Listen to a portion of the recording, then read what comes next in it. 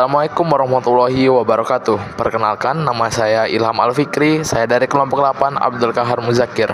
Dan saya pada kesempatan kali ini adalah sebagai podcaster yang mungkin akan mengajak teman-teman anggota kelompok saya untuk saling berdiskusi, tanya jawab mengenai perihal Pancasila sebagai nilai dasar dan pengembangan ilmu. Oke, jadi saya Nabila Ramadhani Nur Samsi sebagai narasumber pertama dan rekan saya sebagai narasumber kedua. Saya Syifa Nur Afniz Zahrania sebagai narasumber kedua. Terkait tema kita tadi ini tentang nilai dasar Pancasila dan pengembangan ilmu. Mungkin ada beberapa pertanyaan yang akan ditanyakan ke narasumber, seperti apa yang dimaksud dengan Pancasila sebagai nilai dasar, dan juga mengapa Pancasila penting dalam pengembangan ilmu pengetahuan. Oke, jadi sini aku mau menjawab pertanyaan Ilham yang pertama dulu nih. Pancasila sebagai nilai dasar adalah pedoman fundamental yang menjadi landasan dalam kehidupan berbangsa dan bernegara. Nilai-nilai dalam Pancasila bersifat tetap, universal, dan menjadi sumber dari segala norma termasuk dalam pengembangan ilmu, pengembangan, dan teknologi. Nah, untuk pertanyaan kedua, mengapa sih Pancasila penting dalam pengembangan ilmu pengetahuan?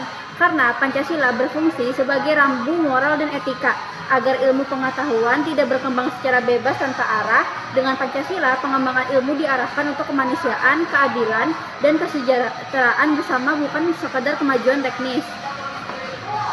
Contohnya, itu misalnya kehadiran AI harus sesuai dengan landasan Pancasila, seperti memperhatikan etika dan dampaknya bagi manusia, dan tidak digunakan untuk penipuan atau pelanggaran privasi.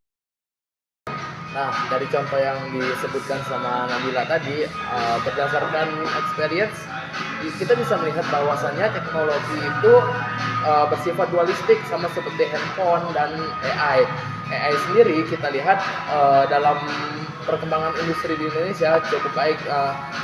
Seperti yang saya lihat kemarin di Gramedia, ada buku yang membahas tentang peran artificial intelligence dalam industri migas di Indonesia. Nah, itu cukup bagus untuk perkembangan industri di Indonesia, tapi kita juga harus memperhatikan bagaimana efek samping dari AI tersebut. Nah, berikutnya ada pertanyaan nih, bagaimana hubungan antara Pancasila dan ilmu pengetahuan? Oke, pertanyaan yang bagus. Jadi, Pancasila menjadi dasar nilai yang membimbing proses pengembangan dan penerapan ilmu pengetahuan. Ilmu pengetahuan memberikan solusi rasional, sedangkan Pancasila memastikan solusi tersebut tetap selaras dengan nilai moral, sosial, dan kemanusiaan bangsa Indonesia.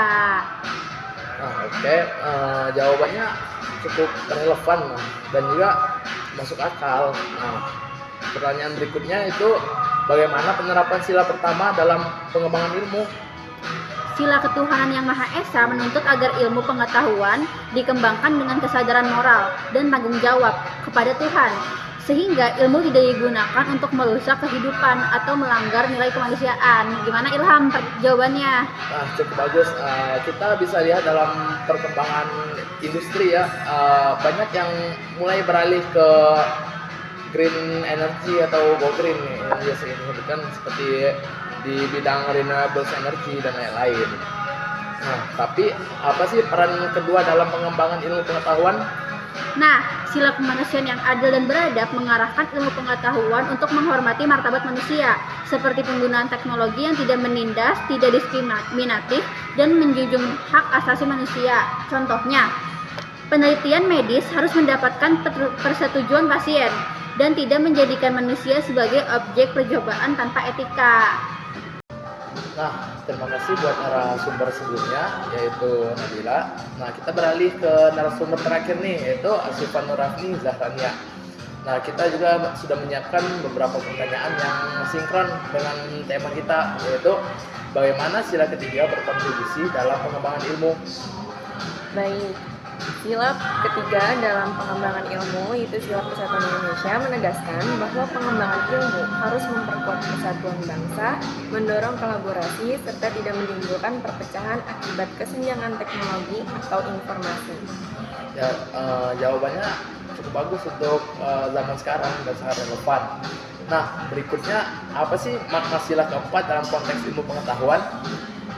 dari sila keempat, yaitu sila kerakyatan yang dipimpin oleh hikmat kebijaksanaan dalam permusyawaratan perwakilan, menekankan bahwa kebijakan ilmu dan teknologi harus dibuat melalui musyawarah, melibatkan kepentingan rakyat, dan tidak bersifat otoriter. Contoh penerapan sila keempat Pancasila dalam konteks ilmu pengetahuan adalah penelitian tentang perubahan iklim yang melibatkan musyawarah dengan masyarakat lokal untuk memahami kebutuhan dan kekhawatiran mereka, sehingga hasil penelitian lebih relevan dan efektif dalam membantu masyarakat menghadapi perubahan iklim. Nah, dari contoh yang diberikan Syifa tadi, dari pertanyaan apa makna sila keempat dalam konteks ilmu pengetahuan, tentunya itu sangat sejalan dengan realita yang ada. Dalam penelitian harus adanya musyawarah agar tidak terjadi ketersinggungan sosial dari segi suku, ras, dan agama. Nah, berikutnya bagaimana sila kelima diterapkan dalam pengembangan ilmu? Dalam sila kelima, yaitu sila keadilan sosial bagi seluruh rakyat Indonesia, mengarahkan agar hasil pengembangan ilmu pengetahuan dapat dinikmati secara merata oleh seluruh masyarakat, bukan hanya oleh kelompok tertentu. Nah, pendidikan di Indonesia juga tentunya harus merata agar semuanya mendapatkan keadilan yang sesuai dengan prinsip Pancasila. Nah, berikutnya, apa dampak jika pengembangan ilmu tidak berlandaskan Pancasila? Dampaknya, ilmu pengetahuan berpotensi disalahgunakan seperti eksploitasi alam berlebihan, pelanggaran etika, dan ketimpangan sosial karena tidak memiliki landasan nilai moral yang kuat. Contoh dampaknya dalam pengembangan ilmu jika tidak berlandaskan Pancasila adalah pengembangan teknologi nuklir yang menyebabkan bencana nuklir dan merusak lingkungan. Nah, kita juga bisa melihat contoh kasus di Indonesia, yaitu seperti banyaknya buka tambang-tambang batu bara dan tambang-tambang lainnya. Nah, tentunya itu cukup bagus untuk perkembangan industri di Indonesia, tetapi kita juga harus memperhatikan dari segi lingkungan agar tidak merusak Indonesia itu sendiri. Nah, kesimpulannya bagaimana sih posisi Pancasila dalam pengembangan ilmu? Pancasila berperan sebagai landasan nilai dan etika dalam pengembangan ilmu pengetahuan. Dengan menjadikan Pancasila sebagai pedoman, ilmu pengetahuan dapat berkembang secara bertanggung jawab, manusiawi, dan berorientasi pada kesejahteraan bangsa. Ya, tentunya itu sejalan dengan tema yang kita bahas pada hari ini. Nah, terima kasih juga buat teman-teman yang berkesempatan untuk mengikuti diskusi, dan terima kasih juga buat rekan-rekan yang menyaksikan diskusi kita pada hari ini. Sekian, wassalamualaikum warahmatullahi wabarakatuh.